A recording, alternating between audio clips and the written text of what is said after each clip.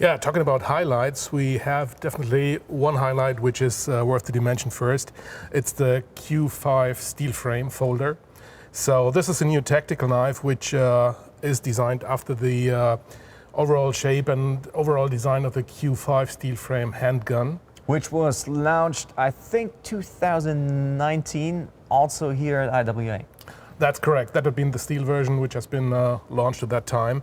And we incorporated a lot of design features and technical features of that handgun into this knife now. All right, I'm hooked.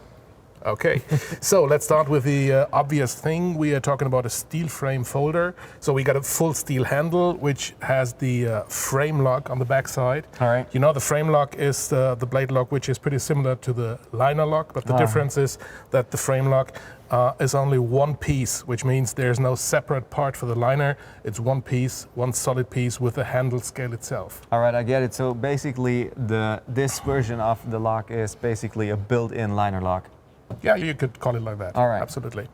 So the disengaging of the lock is pretty easy. Just push it to the side and close the blade, and that's the way it works. Pretty much known already. All right, Mark. So please give us a rundown on, because you mentioned there are features that are actually correlated to the gun itself, that are not only optical, but they also make sense in a way.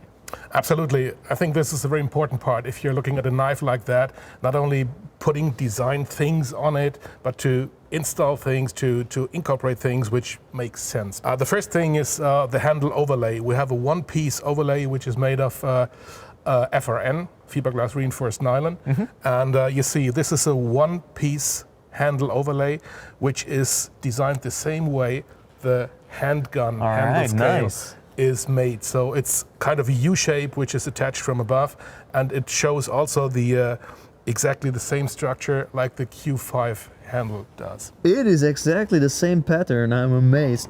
Absolutely. And talking about handle patterns, of course, if you're looking at the handgun, you do not only have the handle scales with their specific structure, you also have the checkering, which is always on the front end of the handle. So if you see this as a pistol handle, you would just grab it like that for shooting, and you see the checkering, which is right away on the front side of the handgun and on the front side, or in this case, on the belly side of the handle, which means you have a lot of grip exactly in that area where you really need it. So these patterns, this checkering, actually, they do make sense even on the knife, because when you use them on pistols, they're usually to prevent moving your grip or letting your grip loose because of sweating, for example, or because of wetness from rain. And it actually makes sense to have features like this also on the grip of a knife. Absolutely. So we just noticed we have a lot of grip over here, we have a lot of grip over here. So what we need a little bit more for support is some notches on the handle spine, on the blade spine, sorry. So if you grab it like that, you can pull your thumb on the thumb ramp, and with the notches right here, you have a slip-proof surface which enhances tough cuts or tough cutting cores like whittling or cutting some thicker things, whatever. You can put a lot of pressure with your thumb on the blade to make your cutting effective. So while we're talking earlier, before we started taping this video, you also showed me another feature that is also in relation to the Walther Q5 steel frame, which is also a very nice feature because it's not only an optical resemblance to the gun, no, it even has the same pattern. What is it?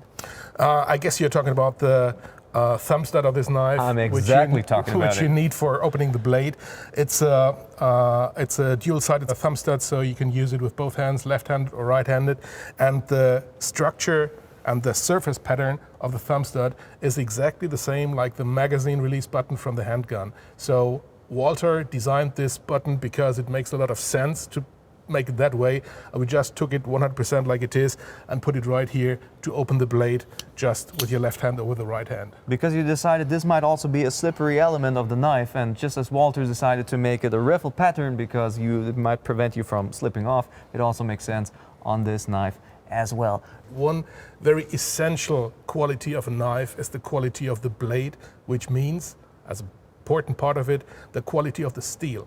So while we are using 440C as the blade steel, as the main blade steel for the Walther pocket knives and fixed blades, we were not really happy with, we didn't feel that 440C would be sufficient for this kind of knife, so we are using D2, which is a pretty tough tool steel with a Rockwell hardness, between 58 and 60.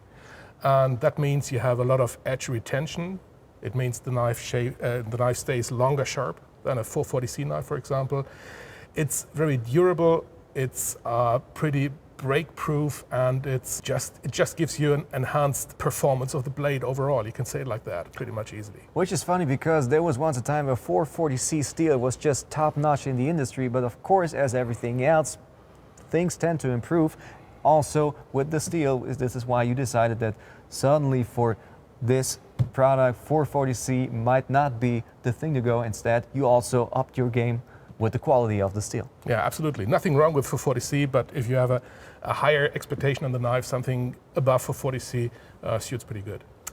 Earlier we were talking about a feature that is not right inside. If you look closely, you might be able to find it.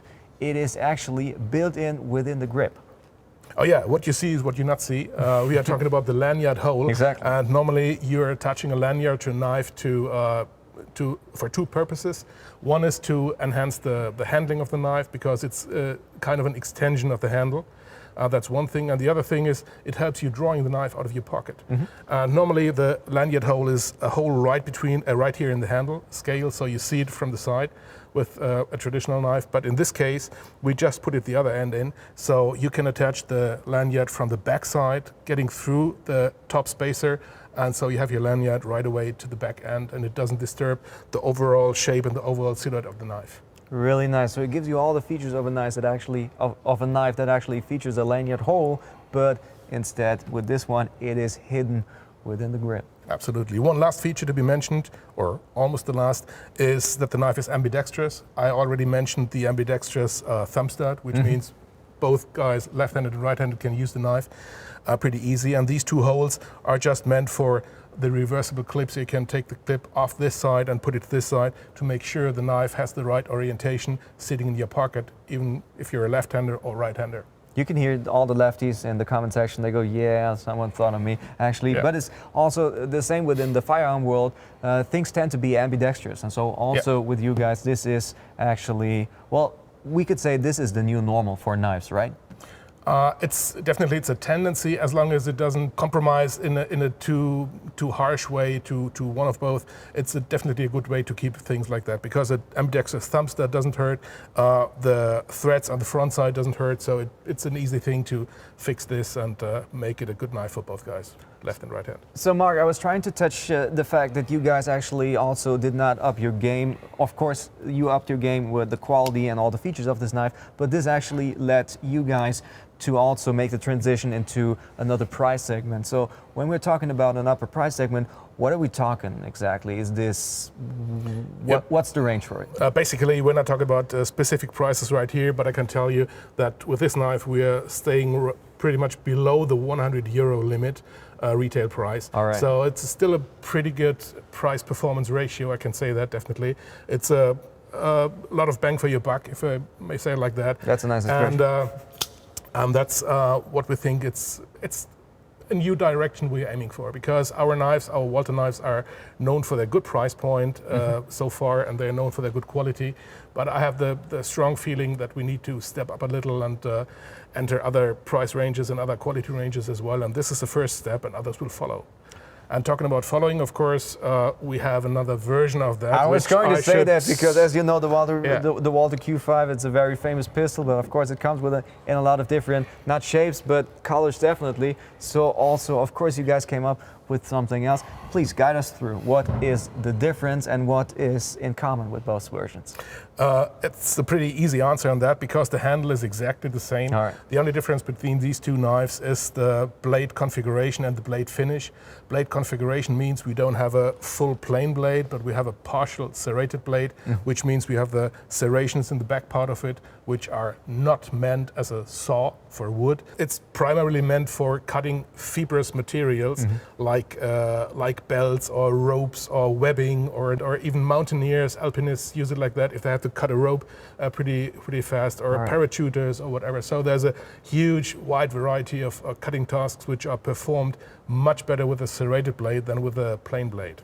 And the second thing, of course, because our blades have a slight tendency to be on the black side, so We added a black blade coating Nice. on that one just to give it a different impression. Well, so guys, there you have it. We already started with a big highlight with it, the sharp universe of the Walther Umarex Cosmos. And as you can see, the Walther Q5 knife, it does not only come with features for just the sakes of having good looks. No, it's also the way it should be, where form actually follows function. Absolutely.